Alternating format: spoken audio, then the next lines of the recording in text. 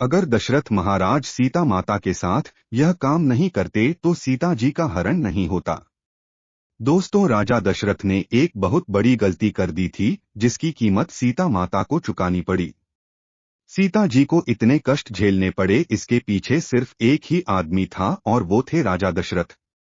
दोस्तों, आजकल के समय में ज्यादातर लोगों ने रामायण की कहानी सुनी हुई है, लेकिन आज मैं आपको एक छोटी सी कहानी सुनाऊंगा जिसे सुनकर आप भी कहेंगे कि हाँ, अगर राजा दशरथ ने यह काम नहीं किया होता तो सीता जी का हरण नहीं होता। बात उन दिनों की थी जब माता सीता का विवाह भगवान श्री राम के साथ हुआ। उसके बाद वह अपने माता पिता व जनकपुरी को छोड़ भगवान श्री राम के साथ अयोध्या चली आई। अयोध्या वासियों ने अपनी बहू का बहुत स्नेह से आदर सत्कार किया। माता सीता ने भी अयोध्या राजमहल के सारे रीति रिवाजों का बड़े ही प्यार व सहज भाव से पालन किया। इन्हीं रीति रिवाजों में से एक रिवाज ऐसा भी था जिसके अनुसार माता सीता को घर के समस्त लोगों को कुछ मीठा पकवान बनाकर खिलाना था। माता सीता ने मीठे पकवान में खीर बनाई और समस्त परिजनों को खीर खाने के लिए आमंत्रित किया गया। सभी परिजनों ने माता सीता का आमंत्रण स्वीकार किया और खीर खाने बैठ गए। मां सीता ने सबको खीर परोस दी, लेकिन न जाने कैसे राजा दशरथ की खीर पर एक छोटा सा घास का तिनका गिर गया, जिसे मां सीता ने देख लिया।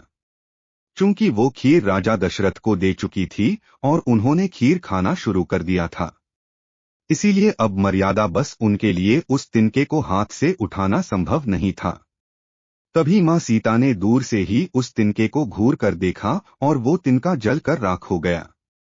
सीता जी ने सोचा उन्हें ये करते हुए किसी ने नहीं देखा, लेकिन राजा दशरथ ने मां सीता के इस चमत्कार को देख लिया था।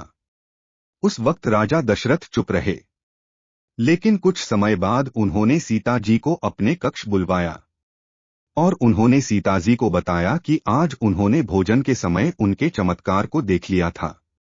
तब उन्होंने सीता जी से कहा, आप साक्षात जगत जननी स्वरूपा हैं, लेकिन आप मेरी एक बात हमेशा याद रखना। आपने जिस नजर से आज उस तिनके को देखा था, उस नजर से आप कभी भी अपने शत्रु को भी मत देखना।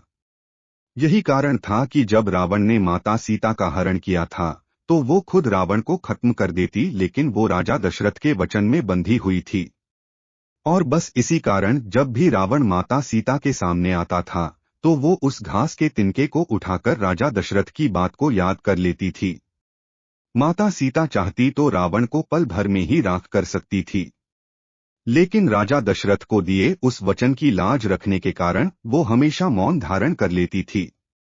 दोस्तों, अगर आपको कहानी अच्छी लगी तो कमेंट बॉक्स में जय सिया राम लिखें और चैनल को जरूर सब्सक्राइब करें।